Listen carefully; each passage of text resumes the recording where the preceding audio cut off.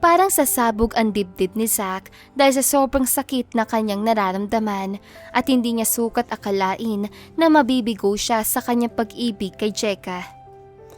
Ano ngayon ang binabalak mo? Tanong ni Ramon sa anak nang malaman nito na binigo siya ni Jeka. Papa, hindi ko kayang tanggapin ang kabiguan ko sa pag-ibig ni Jeka at kailangan maging akin siya sa anumang paraan. Sagot ni Zack sa ama. Sampal sa iyong pagkalalaki ang ginawa ni Jeka. At kung ano man ang binabalak mo, ay asahan mo na palagi nasa likuran mo ko. May pangungunsinting sabi nito sa anak. Huwag kayong mag-alala, Papa. Si Jeka pa rin ang inyong magiging manugang. Nakangising pangako niya sa ama. Alam ko naman na hindi mo ko bibiguin. Anang kanyang ama bago siya nito iniwan at pinabayaang makapag-isip ng maayos para sa kanyang binabala kay Jeka. Na mapag-isa siya sa veranda ng kanilang mansyon ay dinawagan niya si Faye. Nagtaka naman ang dalaga nang malaman nito na siya ang nasa kabilang linya dahil hindi naman niya ito dating ginagawa. Faye, gusto mo ba magkaroon ng pera? Tanong agad ni Zack sa assistant ni Jeka. Sino naman ang tatanggi kung pera nang lumalapit sa akin? Game na sagot ni Faye sa kanya. Okay ka. Kaya mag-usap tayo bukas ng tanghali. At huwag mong babanggitin kay Jeka na magkikita tayong dalawa. Sabi pa niya dito. Mukhang tungkol sa malaking pera ang pag-uusapan nating dalawa ah. Sigurado ako na hindi ka magsisisi kapag pumayag ka sa gusto kong mangyari. Dahil 100,000 ang magiging kapalit na serbisyo mo. Pangungumbinsi pa niya dito. Parang hindi yata akong makakapaghintay ng hanggang bukas. At gusto ko nang malaman kung paano ako kikita ng 100,000. Malalaman mo rin bukas kung paano mapapasayo ang halagang yun. May ngiti ng tagumpay sa mga labing sabi niya bago siya nagpaalam kay Faye. Sinabi naman ni Jeka sa kanyang ina ang ginawa niyang pagbigo sa pag-ibig ni Zack. Ano ang sabi ni Zack sa'yo nang malaman niya na wala siyang maaasahan sa kanyang panunuyo sa'yo? Tanong ni Isabel kay Jeka. Mama, alam ko na nasaktan si Zack, ngunit hindi naman siya nagsalita ng masakit laban sa akin. Pero nakita ko ang sakit na lumarawan sa kanyang muka at aaminin ko sa inyo na nakadama din ako ng takot sa maaari niyang gawin sa akin. Sagot ni Jeka sa ina. Kaya kailangan mo mag-ingat. Iba si Zack sa mga lalaki na nililigaw sa iyo dahil spoiled siya sa kanyang ama. Bukod dyan, nag-iisa siyang anak at sanay na makuha anuman ang kanyang maibigan. Sabi pa sa kanya ng kanyang ina. Ito kasing puso ko ang may kasalanan. Biglang napasimangot na sabi niya, Jeka, hindi mo naman kailangang sisihin ang iyong sarili dahil wala ka namang kasalanan. Alos sa kanya ng kanyang ina. Na kay Zack na po halos ang lahat ng mga katangiang hinahanap ng isang babae, ngunit hindi ko siya nagawang mahalin. Iha, ang pag-ibig ay hindi ginagawa. Yan ay kusang tumutubo sa puso ng isang tao. Anang kanyang ina. Baka po hindi marunong magmahal ang aking puso, kaya sa dinami-dami ng aking mga mangingibig ay wala akong mapusuan kahit na isa sa kanila. Jeka, ang lahat ng tao ay mayroong nakatakdang ibigin at sa kaso mo ay maaaring hindi pa lamang siya dumarating. Sabi ng kanyang ina. Minsan tuloy ay naiisip ko na baka po abnormal ako. Dahil hindi ko naranasan ang magkaroon ng mga crush. Maliban na lamang sa mga artistang lalaki na hinahangaan ko. Anak, ganyan din ako noon dahil hindi ko alam na ang ama mo pala ang lalaki para sa akin. Kaya huwag ka mag-alala at isa sa mga araw na ito ay makikilala mo na rin ang lalaki na katakda sa iyo. Nabanggit niyo pa si Papa. Kailan po bang balik niya dito? Sa 1 linggo ay darating na ang papa mo at muli na naman natin siya makakasama dito sa bahay. May matamis ang ngiti sa mga labing sabi ng kanyang ina. Kitang-kita sa mga mata ng kanyang ina ang labis itong pagmamahal sa kanyang ama at lihim niyang naipadasal na sana ay dumating na ang lalaking nakalaan para sa kanya. Kinabukasan ng umaga, nakasabay ni Jeka sa kanilang pag-aalmusal ang kanyang 3 kapatid na lalaki. Anong himala ang nangyari? At nandito kayo lahat sa bahay? Nakangiting tanong ni Jeka kina Drake, Matthew at Ronnie. Hay, nagsasawa na kami sa pag-good time at naisipan na naming harapin ang aming mga trabaho para naman makabawi kami sa aming mga pagkukulang kina mama at papa. Sagot ni Drake sa kanya. Tama si Kuya Drake, ate. Wika naman ni Matthew. Hindi naman kumibo si Ronnie at patuloy lang ito sa pagkain. Ang ibig niyo bang sabihin ay titigil na kayo sa pambababae ninyo? Muling tanong niya sa mga ito habang nakikinig lang ang kanilang ina sa kanilang usapang magkakapatid. Magtitino na ako dahil ayoko makalma. Ani ni Drake sa kanya. Mabuti naman at naniniwala ka sa karma. Ibig mapambuhalit ng malakas sa pagtawang sabi niya dito. Ang sabi kasi nung nakausap kong matanda sa probinsya ay masama daw ang ginagawang paglalaro sa mga babae nagkakagusto sa akin sapagkat maaari daw ng kapatid kong babae ang magbabayad sa lahat ng aking mga pagkakautang. Kwento naman sa kanya ni Matthew. Bigla siyang natigilan sapagkat bigla siyang kinabahan at hindi niya alam kung bakit may kakaibang takot na gumapang sa kanyang buong pagkatao dahil sa narinig niyang sinabi ni Matthew.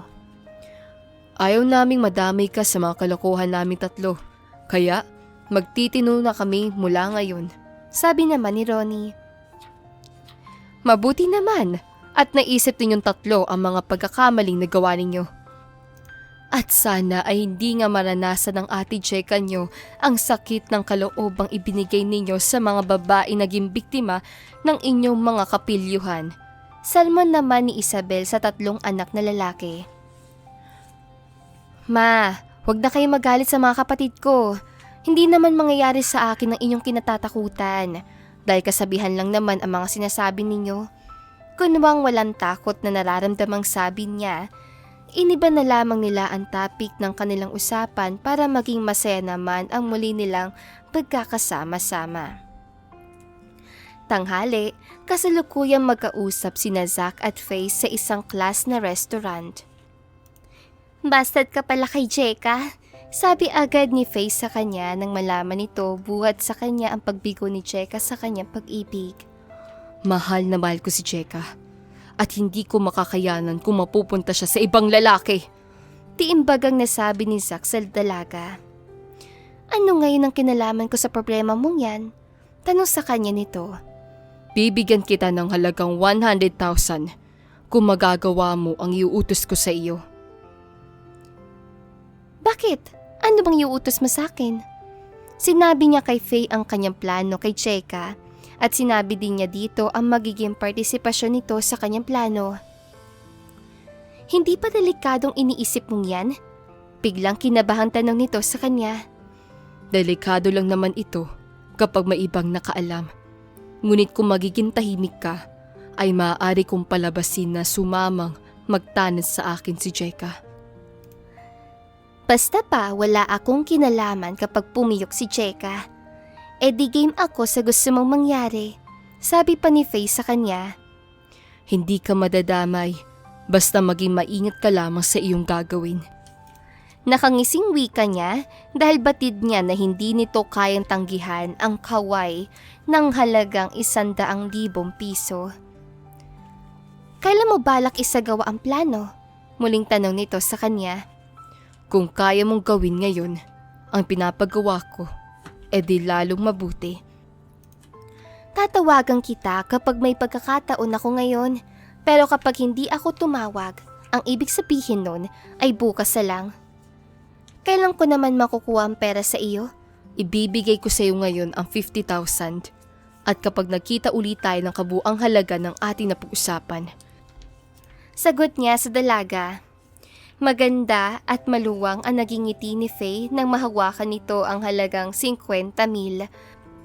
Halatang halata na gutom ito sa pera at maaari nitong gawin ang lahat para lamang magkamal ng maraming salapi.